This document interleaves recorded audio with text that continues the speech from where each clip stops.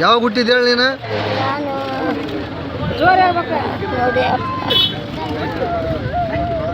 ಕಟ್ಟಡಿ ಕಟ್ತಿದ್ರೆ ಅವಾಗ 9 ವರ್ಷಕ್ಕಿದ್ದ ನಾನು. 9 ವರ್ಷ ಇದ್ದಾನ.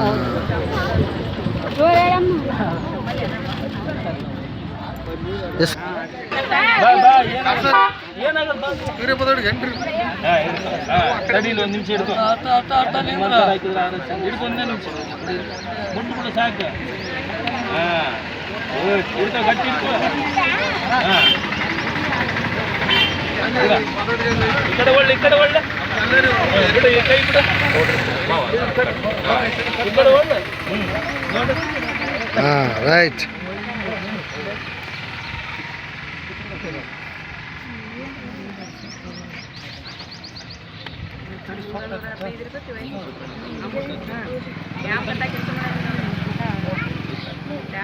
ಶಿಲ್ಪಿ ಡಾಕ್ಟರ್ ಬಿ ಆರ್ ಅಂಬೇಡ್ಕರ್ ಸಾಹೇಬರಿಗೆ, ಶಿಲ್ಪಿ ಡಾಕ್ಟರ್ ಬಿ ಆರ್ ಅಂಬೇಡ್ಕರ್ ಸಾಹೇಬರಿಗೆ ಜೈ ಭೀಮ್, ಜೈ ಭೀಮ್, ಜೈ ಭೀಮ್. ಏನಂತಂದ್ರೆ ಇಷ್ಟೊತ್ತನ ಹೇಳಿದ್ರು, ಅವರು ಕೂಡ ಹೇಳಿದ್ರು, ನಮ್ಮ ಸಂಜೀವನ ಕೂಡ ಹೇಳಿದ್ರು. ಏನಂದ್ರೆ ಬಾಬಾ ಸಾಹೇಬ್ ಅಂಬೇಡ್ಕರ್ ಅವರು ಹೇಳಿದ್ದೇನು ಸಿದ್ಧಾಂತ, ಒಂದು ನಾವು ಶಿಸ್ತನ್ನು ನಾವು ಕಲಿಬೇಕು. ಆ ನಂತರ ಓದೋದ್ರಲ್ಲಿ ಶಿಕ್ಷಣದಲ್ಲಿ ಮುಂದುವರಿಬೇಕು. ಯಾರ ಶಿಕ್ಷಣದಲ್ಲಿ ಮುಂದುವರಿತಾರೆ ಅವರು ಮುಂದೆ ವಿದ್ಯಾವಂತರಾಗ್ತಾರೆ, ಒಂದು ಮೇಲ್ಮಟ್ಟಕ್ಕೆ ಹೋಗ್ಲಿಕ್ಕೆ ಒಂದು ಚಾನ್ಸಸ್ ಇದ್ದಾರೆ. ಹಾಗಾಗಿ ಇವತ್ತು ನಾಳೆ ಸರ್ಕಾರಿ ಸೌಲಭ್ಯಗಳು ಸಾಕಷ್ಟು ಅನುದಾನ ಇದಾವೆ, ಒಳ್ಳೆ ಸ್ಕೂಲ್ ಅದಾವೆ. ನಾವು ಓದೋ ಮುಂದಾಗ ಯಾವ ಸ್ಕೂಲ್ ಆ ಥರ ಇದ್ದಿಲ್ಲ.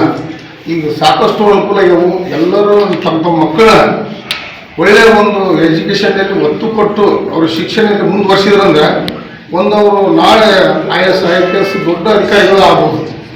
ಈಗಿನ ಅವರ ಜೀವನವನ್ನು ನಿಮ್ಮ ಕೈಯಲ್ಲಿದೆ.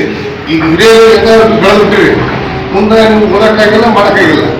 ನಮ್ಮ ಮಕ್ಕಳಿಗೆ ನಾವು ವಿದ್ಯೆ ಕೊಡ್ಬೇಕು ಅನ್ನೋದು ಒಂದು ನಮ್ಮ ಅಂಬೇಡ್ಕರ್ ಸಿದ್ಧಾಂತ.